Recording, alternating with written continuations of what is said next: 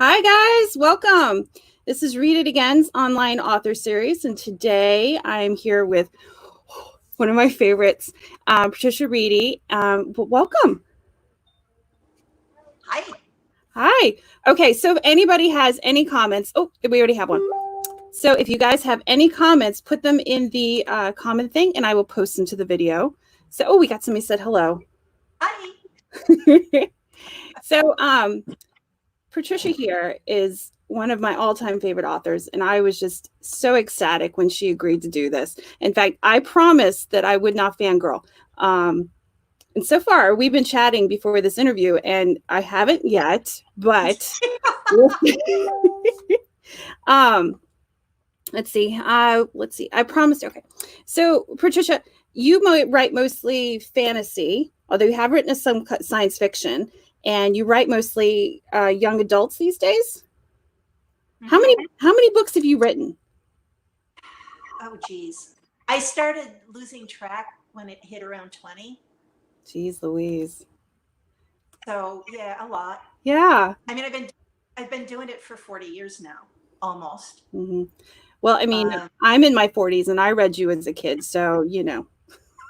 The 80, 82, the 80. I sold my first book in 1980, so 80, 90,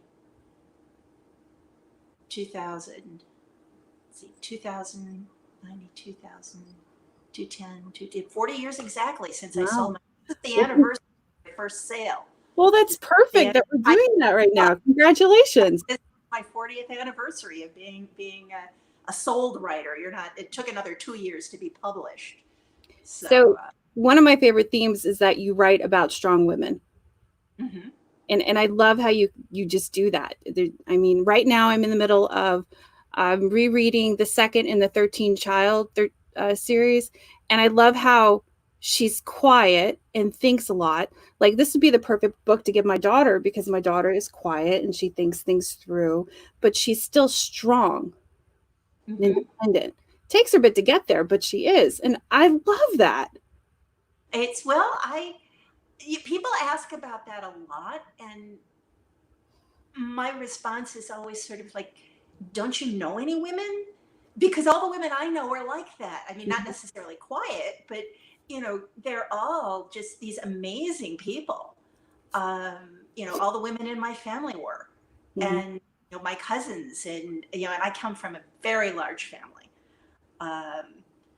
and my mother was one of, and when I say very large family, I mean the extended family. My family of origin, there were 5 kids, so it was 7 people total. And which is a lot nowadays, but it wasn't all that enormous. I've got the kids. Didn't feel like that big of a family at the time. And but I had, my mother was, I think, number 8 out of 10 kids. Big old fashioned farm family. And so I had a lot of cousins and aunts and uncles, and all of the, and a lot of them were girls, and they are all just amazing, amazing people. And on the other side of the family, my dad had one brother who went off to Alaska and married a woman who was a geologist for one of the oil companies, which, when you stop and think about it, during and just after World War II, that was kind of an unusual thing for her to be doing. And she apparently my aunt had not expected to be married. And he had 3 kids. 2 of them are twin girls who are now fur trappers in Alaska. Oh. So, I have, my mother was an engineer. She met my father at Purdue University when they were. My dad went to Purdue, yeah. He was studying engineering. Oh, and another alum, yeah. And so it'd be just like, that's just how women are. It's I never quite understood that question. That well, angle. when I was a kid, I would always look for books with magic, because if I wanted to read something, if I wanted to hear a true story, I would watch the news. I wanted something that was different from what I was, something that I could be. And I wanted a character that was strong and independent and female that I could relate to, which is why I think I was drawn so strongly to your books. Oh, thank you. Yeah. And we were talking a little bit earlier that I read you a lot. I read Tamara Pierce. In college, I was a big fan of, or I still am, of Emma Bull. Like when you read War of the Oaks, you see bits of that every urban fantasy that is written right now. Like she really started a huge trend or took part in the beginning of a huge trend. One of the early ones. Yes. That hit that. And you used to write with her, right? Mm-hmm. Yeah, we were in the same writers group. That is so cool. Emma and Will Shetterly, who later married Emma, and Steve Brust and Pamela Dean, Nate Bucklin, and Gardalki. I think that's everybody. Let's see, me, Emma, Will, Steve, Pamela, Cara, and Nate. Yes, that's all 7 of us. That's awesome. And we're all in the writers group together, the Scribblies. Scribblies. I love that name. So, and then who is else? Someone else. Lewis McMaster. Lois. I'm so good. She gets that every once in a while because she starts out writing military science fiction, and a lot of people just don't believe that women can do that, and so they read the name and they said, "Oh, Lewis," and they're always very, very. The people who make that mistake are always very startled when they meet her in person. It's like, wait, what? Yeah. No, her and who is it? Canadian author. She also writes military sci-fi that I love. I can't think of her name now. But you just have such an amazing track record, like all these authors that support you and you support them. And I think that really speaks to what kind of person you are. That if all these people are like, I love her, then. Well, again, a lot of it comes out of the writing. I met Lois because it's kind of a long story. I sold my first novel. I sold Shadow Magic, and it was coming out in time for the 1982 World Science Fiction Convention in Chicago. Well, I was born in Chicago. My parents still lived there. So I went down for the convention. And at that convention, I mean, I was excited to meet other writers because I didn't know my way around the writing publishing world at all, and I was looking for information. And I made a lot of good contacts, and one of them was Lillian Stewart Carl, who lives in Texas and who was Lois's best friend in high school. They were doing fan fiction together, Star Trek fan fiction back in the 60s when that was like the very beginning of the whole fan fiction movement. And after the convention, we got along like a house of fire, and I wrote her and I said, would you like to trade critique? Because at that point I was in the Scribblies, but I was always looking for more feedback,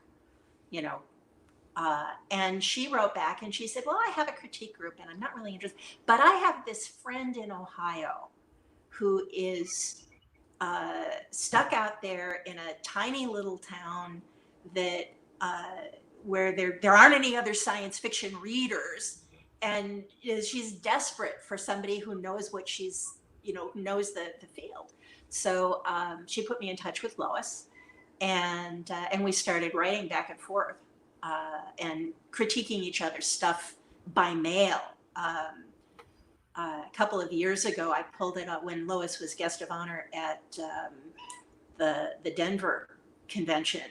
I pulled together all of our old correspondence, and it was a stack like this of physical letters that we had exchanged. This was all pre-internet, and we're sending actual physical copies of the manuscript through the mail, and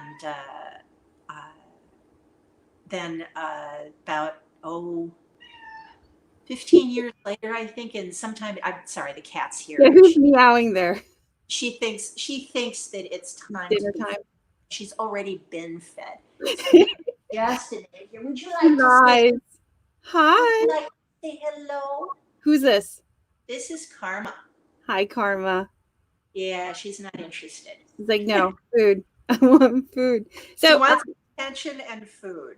Speaking of letters, I loved your Cecilia. Cecilia. Yeah. And can you tell us about how that came about? That is largely Caroline's fault. Caroline, and again, it's another long story because these things all have connections that go back in time. Caroline, when she was in college, thank you, Karma, thank you. When back in her college days, she roomed with people who somebody had heard about this. It was originally, I think, a theater exercise where if you're playing a part, you would write letters to the other cast members as if you were a character. And they adapted it to be, all right, we're going to write letters to each other as kind of a game. It's like, you and the rules were kind of interesting. You started by the person you figured out which one was going to start, and the person who started got to pick a lot of the venue if they wanted to. If you wanted to do it that way, you could converse and say, well, I'd like to do something in the Roman Empire. Well, okay, fine, we'll do that. Or I'm going to make something up completely. Fine, we'll do that. And you didn't tell the other person what was going to happen. You generally were supposed to give the other person as much leeway in making up their character as possible. So, she was playing this with these people, and she was describing this just as a group of us that had been having tea together, high tea, for years. We were all at tea together, and she described this, and about half the group is also writers. Maybe, yeah, I think it's exactly half, because there's 6 of us. And there's me and Caroline and Pamela. Yeah, three and three. Anyway, she was describing this at tea, and we all thought it sounded like a terrible amount of fun. And so we kind of paired off and started doing this letter game. And we had all been reading Jane Austen and various Regency romance novels and things of that nature. And so that was, I started, and I started my letter, cousin. I'm so sorry that, well, it's the first letter, how it starts. And we set it in Regency England, because I knew that. And I knew it was going to have magic in it, because I can't seem to write a story that doesn't have magic in it. I tried once, and it had magicians in it by chapter 2. So, forget that. Anyway, so we were playing this game, and we got incredibly involved in it. And it was a tremendous lot of fun. Mm-hmm. And it was also for a lot of reasons. And when we got to the end of it, I don't know which one, and I don't think either one of us remembers who was the first one to look at it and say, this might be a book. And so we got together over a weekend and went through it and kind of tidied up some of the things that hadn't gone anywhere, and added a couple of letters where we thought there needed to be a little more explanation of things, and worked out timelines and various other things. And we sent it off to our agent, and our agent sort of looked at it and went, okay. And she sent it off to an editor, and the editor loved it and bought it and published it. And then a few years later, when I had moved to Harcourt, with the Enchanted Forest series, and they became interested in republishing this. It had been printed in paperback and had gone out of print fairly quickly, but it had developed a cult following. And copies of, used copies were going for like $400 on eBay, and the publishers sort of went, maybe we should reprint that. Yeah, you should do that. So we redid the book, and then they suggested we do some more. So we continued the series for to make it a trilogy, and again it was a lot of fun. The second two books were not quite as much fun as the first. They were fun, but writing the first one, we were just playing a game. We didn't care what happened. Sounds like you accidentally made a book.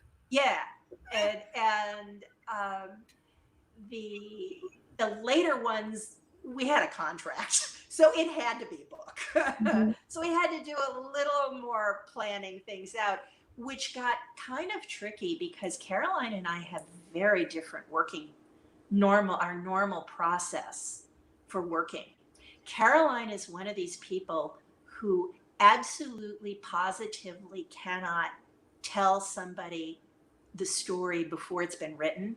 If she does, she can't write it. She's done that, and she can't write the story until the story in her head changes. And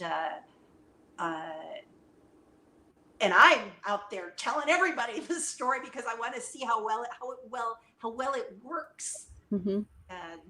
And so we had very different processes, and trying to come up with a working method that combined those well enough to be going on with, that got tricky at times. My next question was going to be about writing process, because you have a blog that talks about writing, and here I'm going to put it in the comments.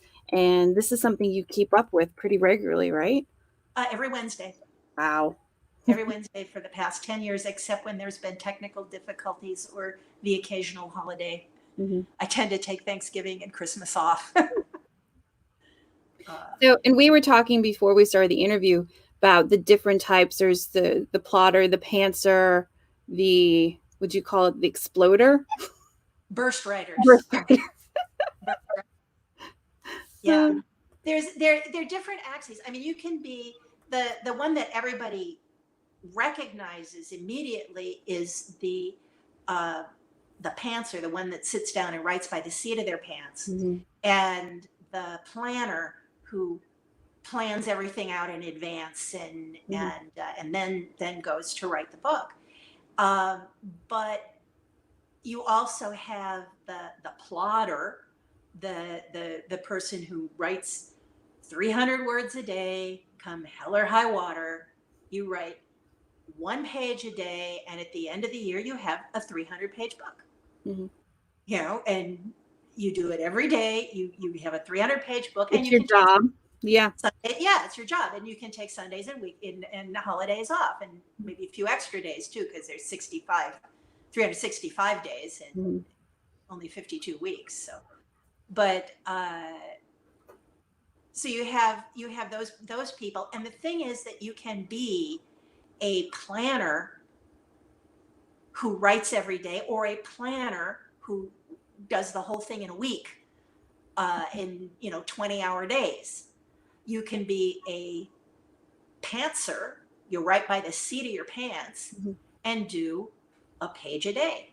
That's how I wrote Talking to Dragons. It's not my normal process at all, but it was for that book, and it terrified me. I sat down and it's just started coming, and I would do a page or two a day. I go, I don't know what's going to happen next. It was terrifying. It was working for me. It was working without a net. It really was. And it was terrifying. I've never done I take that back. Sorcery and Cecilia was kind of like that, because we didn't communicate at all. So we didn't. That was an accident. Yeah, we weren't writing a book. We were playing a game. So. So you're normally a plotter? I normally plot. I normally do some planning. I usually have a fairly extensive plot outline, and I get it all written. And then I sit down and I write the first chapter. And the only thing that is consistent with the plot outline are the names of the characters. So I throw the plot outline away and I write another extensive plot outline with appears to be the way, and I write the second chapter. Mm-hmm. And I look at the outline, and the only thing in the outline that is accurate is the first paragraph that describes the first chapter that I had already written when I wrote this particular outline. So, again, I throw it away, and I continue this process repeatedly to somewhere in the middle of the book, or just past the middle of the book, at which point I am far enough along that I really kind of know where I'm going, and I can just dispense with the plot outline and finish the book. I think that in my case, it's because my back brain needs something to rebel against. I need to have a plan so that I can go, no, that's not what happens. This is what happens. It's a much better idea. It's one of Lois Bujold's favorite sayings is the writer should always reserve the right to have a better idea. And that's just how I work is kind of depending how I usually work. It's every book is a little bit different. The one I'm working on now has been very difficult for a multitude of reasons, not the least of which is I didn't go into it with my usual extensive outline.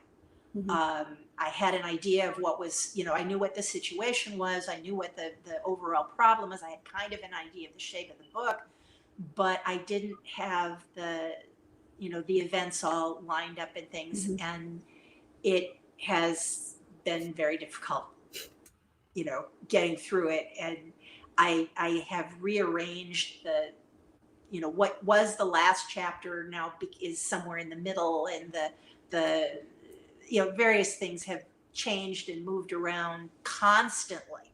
Mm-hmm.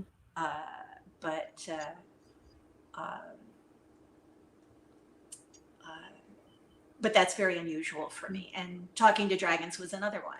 Here we have our question here. Nicole, she's actually our manager. Talking to Dragons was also written before the others in the series. Did having to go back and fit in 3 more change your writing system for it? Talking to Dragons was the one that had the weird writing system. The other 3, I had my usual extensive outline, and I would throw it away because other things would happen. The first 3 books in the series were a little more constrained because I'd already established how things turned out in Talking to Dragons. But I didn't have the step-by-step process of how it got there. So I was able to look at the books and say, okay, yeah, I knew, Cimarine runs away from home and becomes the dragon's princess. And after a while, she meets Mendenbar, the king, the king of the Enchanted Forest, and they get married, and, the wizards are a problem. And so I knew those things, but that's vague enough that it fit my process very nicely. Talking to Dragons was, I had just finished my second novel, and I was having an argument with the publisher about the title. And I was at a party talking to one of my writers group about titles and complaining and saying, I have this perfectly good book and they don't like my title and I don't like their title. And I have all these other titles that don't fit the book, and I have no books to go with them. And they're great titles, but, and they said, well, what are some of, you got tired of listening to me complain. So he said, what are some of the other titles? And I said, well, this and this and this. And I said, and Talking to Dragons. He said, that's a good book. You should write. It sounds good. You should write that book. And I said, I don't have a book to go with it. And so I'm in the car on the way home, and I'm thinking, Talking to Dragons, that really is a good title. It's a great title. Yeah. Mother taught me to be polite to dragons. Yes, that's the first line of that book. So I got home, I wrote it down on a piece of paper, and I had, by the time, mother taught me to be polite to dragons, particularly polite. I mean, she taught me, whoa, where's this coming from? So I had a paragraph, and I went up to bed. And the next morning I woke up and I said, I know what the next paragraph is. I better write it down before I forget.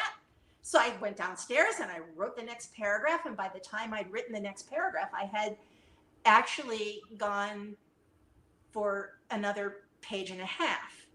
And I'm like, this is really interesting. I wonder what's going on. And the only way I was going to find out was to write the story. So I kept writing this. I mean, it was a total, I pantsed it totally. It's the only time that I ever was it was so completely seat of the pants. I had no idea what was going on. I was terrified that I was wasting my time, that it was just peter out in the middle someplace and waste your time. And instead it ends up being the culmination of this 4-book series. Nicole asked, no wait, who was it? Oh, it was Susan, asked, how much control do you have over your cover art? Or how is it decided? I've seen 3 different dealing with dragon covers, and they're all very different. Yeah. Let's see. There's actually, there's actually 4. One. There's the original hardcover. I have 2. Okay. So. Yeah. The okay, that one there is yeah. There's actually 4 different covers in the American editions. The first one was the original hardcover.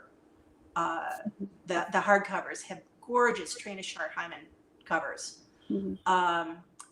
The first Scholastic edition, which is that one, I think. This is Point. Yeah. This is what I remember reading. That's Scholastic. Is the publisher on it. Point is the line. And so there's that one. And then Harcourt, when the licensing ran out with Scholastic, they took the books back and they did the another set, and then for the 25th anniversary, they reissued them with a 4th set of covers.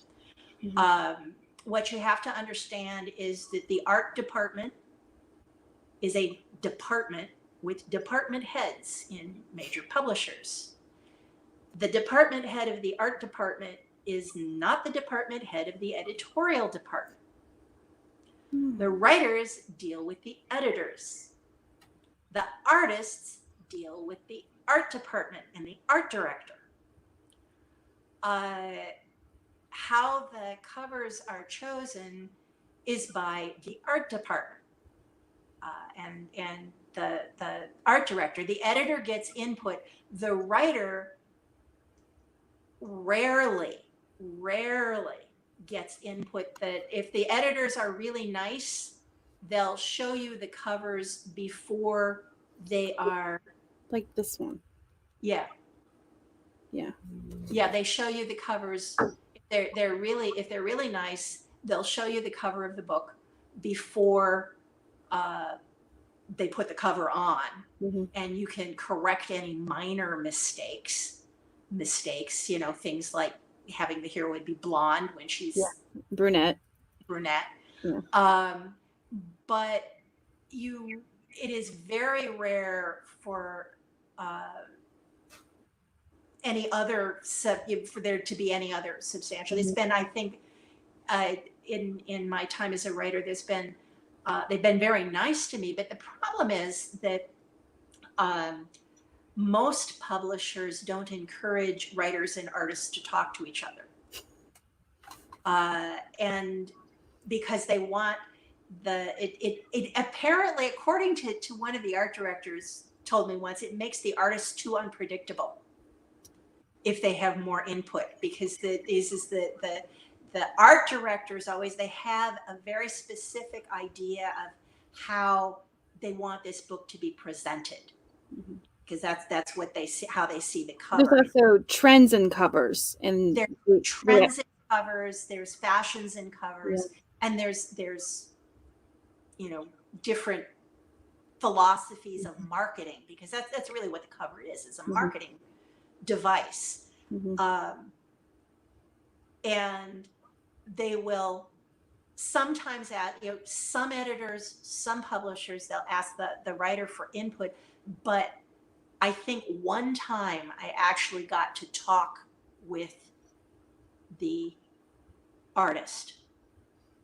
And that was because the artist had questions that they wanted me to answer. Most of the time, if there's something there, the editor will call me up and say, the art director has this kind of an idea. This is kind of what we're thinking of for the book. So, and if you make a huge enough fuss because something is totally terrible, I know of one instance where somebody made a fuss that big and got the cover altered. The problem with that is because of the timing of the production of the book, if you're going to stop and have somebody paint another cover, they can't do that in time to keep your publication date the same. And that means you lose your slot, and that means it may be another year to 2 years before the book comes out. I never got that, where it takes that long to put a book out. Like, talking to authors who are writing one now, and I expect it to come out in 2 or 3 years. It's not that it takes that long to get the book out. It's that the publishers have scheduled everything for the next year. They don't have a spare slot. So you have to, your book, it's all ready to go. All it needs is the cover. And you can't get it published because you gave up your slot. The only way it's going to be published, the next time they have an opening is going to be a year out or 2 years out. That is crazy. Nicole wants to know, what is your favorite of the 4 covers? I think the first one, the first one? No, you don't have it. It's the hardcover. I bet that's worth a lot of money, those hardbacks. I don't know. I have never checked. Yeah, I might do that later. Yeah, because I grew up reading this one, and my first experience with you was it was in high school, probably about the time they came out. When this came out in the 90s, 1990, a little before high school. And so my mom handed these to me, and because my mother gave them to me, I didn't want to read them. I'm like, yeah, I had that experience too a couple of times. And then when we opened the store 18 years ago, I stumbled upon them, and I was like, yeah, I remember this. Oh, see, Nicole says that's her favorite. And I'm like, oh, I remember this from my childhood. My mom said I should read it. Maybe I'll read it. And that was the difference between being 16 and being 20. There was just 4 years. Yeah. It took me 4 years to listen to my mother. And I was like, oh, these are so good. And then I devoured them. Yeah. And then for the longest time, little girls would come in. And I'm like, oh, you like dragons? Oh, well, I've got a book for you. So speaking of kids, what were some of your favorite books when you were growing up? I have almost, not quite, but almost complete collection of the Oz books. We have some of those, yeah. You have to tell me which ones you're missing. I'll see if I have them, because I have some originals. It's the only respectable literary influence that I have. People librarians and English teachers keep asking me what my influences are. I'm okay with hearing unrespectable influences. The Man from U.N.C.L.E. and Rocky and Bullwinkle. They really don't like Rocky and Bullwinkle. Why? The Man from U.N.C.L.E. they don't like either, but what really gets him is Rocky and Bullwinkle. Bullwinkle. I love Rocky and Bullwinkle. Cartoons are just, television is not literarily respectable, but cartoons just, no. I think nowadays it is. I grew up watching Gargoyles. That was a cartoon on the Disney Channel. And that had such a great plot, and it dipped into Shakespeare and history. And yeah, cartoons are great. Yeah. See, everyone likes Marvin Bullwinkle. That's opera doc, you know. That's yeah, watch me. That trick people dragging out of my hat again. And I know Bernard, and he could probably do the voices for that. So yeah. That's great. Sure, why not? Marvin Bullwinkle. I read your house was wall-to-wall books growing up. Yeah, it really was. There were books in every single room except the dining room. The only reason there weren't books in the dining room was because there was no wall space. The wall that could have possibly had books if it were a wall was actually a set of French doors that led out to the porch. So and the whole wall was French doors. So and we had my dad put up those the strips of that you then hook the things in and put a board across to make shelves. He put that up in the upstairs hallway, so the entire length of the hallway was bookshelves. Every one of us had bookshelves in our rooms. When I was in high school, one of my birthday presents was another set of bookshelves on the one remaining wall that didn't have any, and I was so thrilled. There were books in the back of the linen cupboard. We had a very old-fashioned, very double deep thing. And so the sheets were in the front and the books that nobody was reading were in the back there. In my bathroom above the toilet, I have 5 shelves, and they're big shelves. And one day I said, you know what? I don't need this much stuff above my toilet. And I turned the bottom shelf into a bookshelf. Yeah. Well, we had that in the bathrooms. The kitchen had, mostly cookbooks, but it had a cupboard full of cookbooks in the kitchen. I think the dining room was the only. I'm trying to think. I don't think there were any other rooms in the house that didn't have bookshelves. Just and we all had our own bookshelves. That was, the stuff that was on my shelves were different from the ones on my sisters and my brothers, and we'd swipe them, borrow them back and forth. But, you relocated them. Relocated occasionally. I read the Oz books. I read the Narnia Chronicles with the Pauline Baines illustrations, which are so wonderful. I wish they still did some of that. With books. They might get back to doing some of that, just because the excuse that was that it got too expensive. But now with the with computer printing, it's a lot easier to do that kind of thing. Well, like Harry Potter has these beautifully illustrated ones that you can get, and they're huge. And they have they're gorgeous. So I think that's a more popular trend now. Yeah. What else did I read? I don't remember when I discovered science fiction, but it was before high school. My dad read science fiction, and he was always leaving his books around. And of course, you leave a book around in that family and somebody's going to pick it up and read it. And that was how my brother and I both got into science fiction, reading science fiction, and fantasy, because at that time it was all one. It was speculative fiction. Yeah, all speculative. It wasn't even called spec fic then. It was, but it was all published as one thing. Sort of weird tales. Mostly science fiction, but every once in a while you'd get something like the Andre Norton's Witch World books. Read those. Started off as pseudo science fiction and rapidly went into the fantasy route. And then the Lord of the Rings came along. And that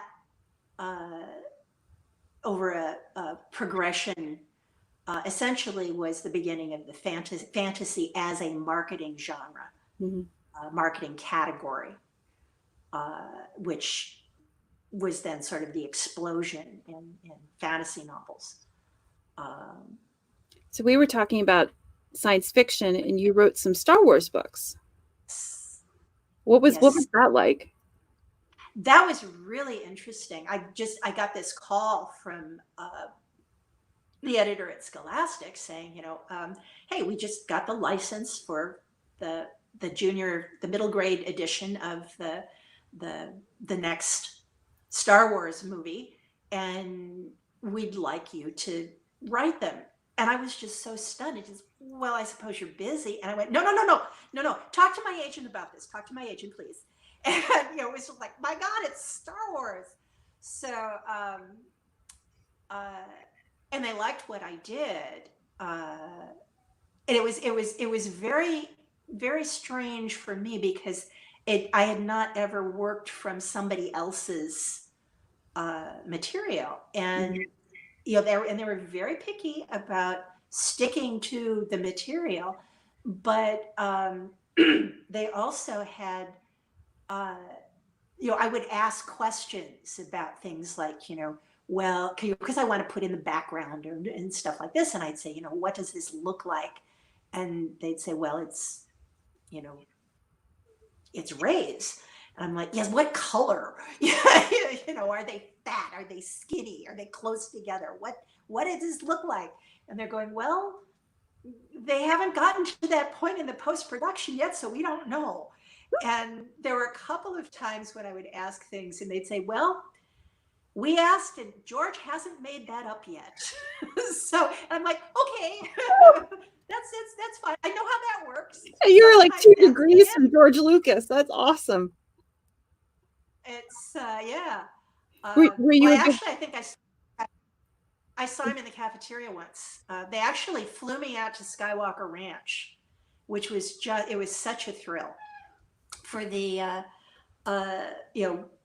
they flew me out for the presentation, and then and then they gave me the script, and with all kinds of we will come and we will take your house, and if you show this to anyone else, this is super top secret, and and I and they gave me they were wonderful to work with. They were just wonderful. And they sent me new pages when there were new pages of script and all kinds of things like that. They were and it was a very fun experience, but it was very different from anything else that I've written because it had to stick to canon. And the readers of Star Wars they're fanatics. They they know it and they love it and they're very protective of it. Yep. Yeah. Were you a fan of Star Wars before you did this? Not in that sense. I mean, I saw the original. I was at the original, not the first day, but back in the 1976. The Star Wars people did a slideshow presentation at the Worldcon, and I was at the 76 Worldcon in Kansas City, and I went to that slideshow, and I remember, and he actually was telling the whole story with the slides and the stills from the movie that was going to be coming out very shortly, just trying to get some buzz going and everything else. It was like, all right, I got to see that, and it was wonderful. And and of course, I saw the first trilogy, and then the second trilogy. Of course, those are the ones that I got tapped for. And it was really moving to sit there after all those years to be sitting and see that crawl go by. The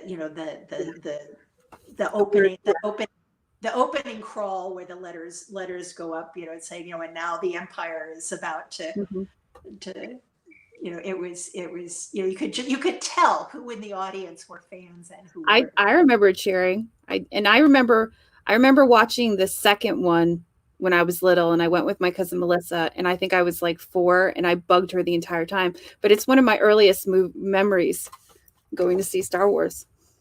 Yeah. But they were formative for a lot of people. Mm-hmm. And, and I knew it had to be right, because I mean, that's just any series that has that kind of devotion to it, that has that kind of an audience, you can't go changing the ground rules, and that's how the Star Wars thing worked. And they gave me on CD-ROMs, a copy. I think I had to return it, but it was a copy of a database that they had set up that had every single reference to anything in all of the movies, in all of the books that had been written over the years, where it was and what it was, what all the planets were, how far apart they were, all those picky little details they had compiled into this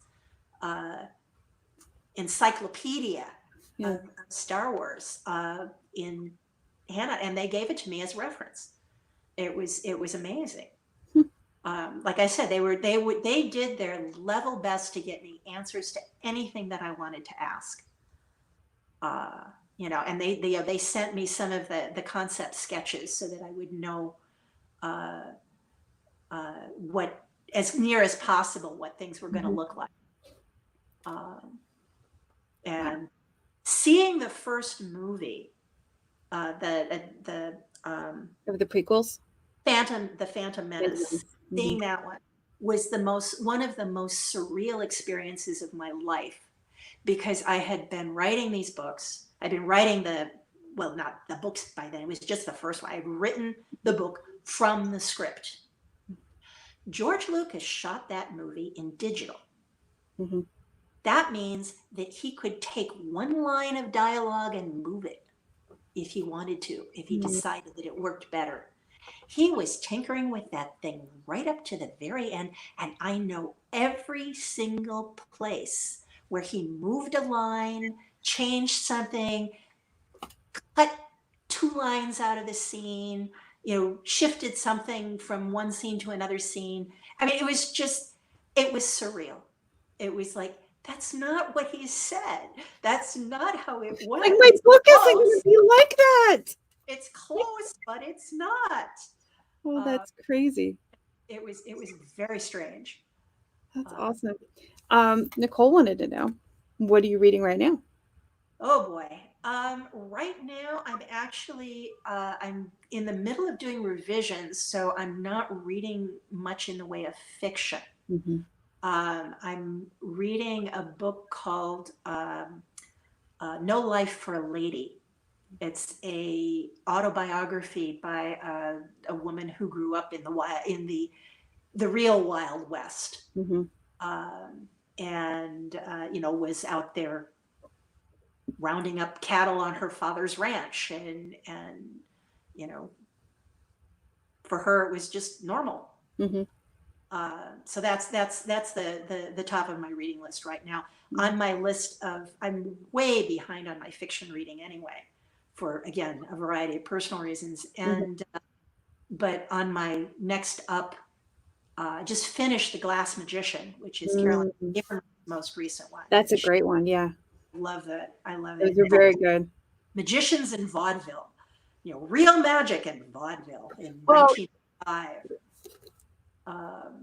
These are kind of magicians in but it's not Vaudeville. Yeah, that's Regency era. Regency, and it's not. That's Regency. It's a century earlier, and in England, and this is New York in 1905. Mm-hmm.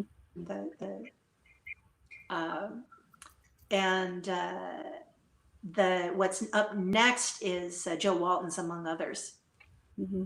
Is next up on the list, and then I've got an entire bookcase of stuff that I've been squirreling away while I didn't have time to read that I need to catch up on. Yeah, I was telling Patricia that I'm in the middle of rereading the second in the 13th Child series. And I'm really enjoying that. And the ones I was just holding up, I've always really liked this series because the main character's name is Kim. Yes. I mean, that's not the only reason, but it's up there. So, what are some of the authors? Oh, here. Oh, I want to read this. Okay. Yeah, the Glass Magician is good. Caroline and I. Caroline's one of my good friends. Obviously, I mean, we collaborate. You can't if you collaborate on a book with somebody, let alone three, you are either going to end up really good friends or you will never speak to each other again. There's like no middle ground. If you do it more than once, you're probably going to end up really good friends if you weren't to begin with. And we are. And the Glass Magician, that's Caroline at the top of her game. No, I really like that book. So, well, off topic, what's some advice you could give some inspiring authors or aspiring writers? The first one is make sure you know how to touch. Make sure you learn how to touch type. Okay. Yeah. I know people who can hunt and peck very rapidly, and all of them have ended up with various repetitive stress injuries, some of them quite severe. Learn how to touch type. When we first opened the store, I wanted to send a thank you letter to my typing instructor. Yeah. I didn't realize it was important. And then I got into business and I was like, oh yeah, it is. Yeah. Well, my mother back in the day made me learn to touch type because she said, if all else fails, you can always get a job as a secretary. Because that was when, she said, I don't want you to do that. That's it's a backup, but you need to have a backup. She grew up in the Depression, so the Great Depression back in the 1930s. So she was very, very aware of that kind of thing. And it was like, yeah, Mom, you're right. I needed that. I made pin money in college by typing other people's term papers because, they didn't know how to type. They could write it, but they didn't know how to type. Anyway, what was I going on? Are you still there? How did I go off on that? Hello? Am I there? Patricia? Yes? You're freezing up on us. Uh-oh. Oh no. You're still coming in for me. You there? Is the audio still working at least? Okay, I can hear you. I think it must be your internet connection. So we'll wrap this up. This has been an absolute delight. Thank you for talking with me, and thank you for everybody in the audience who asked questions. I really appreciate that. Yeah. This is fun. Have to do it again. Any other questions I missed? Covers, Pretty Kitty. Oh, yeah. I think we answered this one. Inspiration for other particular books or authors with your Enchanted Forest Dealing with Dragons series. The Dealing with Dragons, that series is probably the clearest. Like I said, that's the one that's that's very specifically the Man from U.N.C.L.E., Rocky and Bullwinkle, and the Oz books. And the Rocky and Bullwinkle, probably their Fractured Fairy Tales segment is the one that influenced that the most. That's awesome. That's probably the Sorcery in Cecilia. There's obviously all forms of Regency romance, starting with Jane Austen and Georgette Heyer.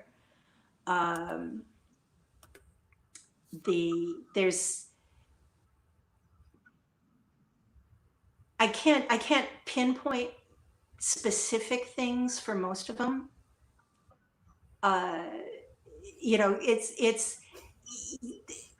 It's every book I've ever read in my life, and that's a lot of books. They all become grist for the mill. Okay. Patricia, thank you again for doing this. This has been absolutely fabulous. And okay, so we have copies of Patricia's books in stock, and I will post a link into the comments so you guys can buy them if you want. If you don't buy them from me, go to your local independent bookstore and support them because they are awesome people. And if you don't know that yet, you are missing out. So find your local independent bookstore and support them. We do have several. We even have some of our older ones. Look at that. Classics. Yeah. So definitely go and support Patricia and your local independent bookstore. Thank you again for joining us. Got some thank yous. Thank you. Thanks for coming. All right, guys. We're going to call this a night. Thanks, guys.